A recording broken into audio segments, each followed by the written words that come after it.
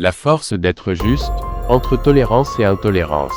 Mesdames, messieurs, aujourd'hui, je vous parle d'un équilibre délicat, d'un chemin parfois étroit, celui entre la tolérance et l'intolérance. Deux forces contraires, mais nécessaires, qui dessinent ensemble la sagesse de l'humanité. La tolérance, c'est l'élégance du cœur.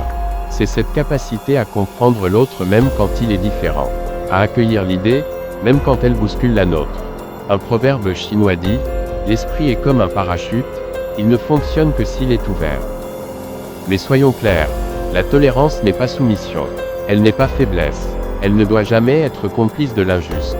Car, tolérer l'intolérable, c'est nourrir le monstre qu'on prétend fuir.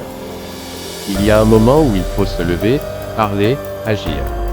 Être intolérant face à l'intolérance, c'est une forme de courage. C'est dire non au racisme, non à la haine, non à tout ce qui piétine la dignité humaine. La paix ne se gagne pas en baissant les yeux, et en regardant l'injustice en face. Oui, soyons tolérants envers les personnes, et intransigeants envers les violences.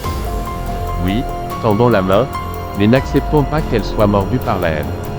Un proverbe africain dit, quand il n'y a pas d'ennemis à l'intérieur, les ennemis de l'extérieur ne peuvent pas t'atteindre. Cultivons donc en nous cet équilibre. La tolérance comme socle, l'intolérance comme garde-fou. Alors, soyez cette lumière dans un monde parfois aveuglé. Soyez tolérants, mais soyez justes. Et souvenez-vous toujours de ceci, il n'y a pas de paix sans justice, pas de justice sans courage, pas de courage sans vérité. Si le contenu vous plaît, je vous invite cordialement à vous abonner à la chaîne.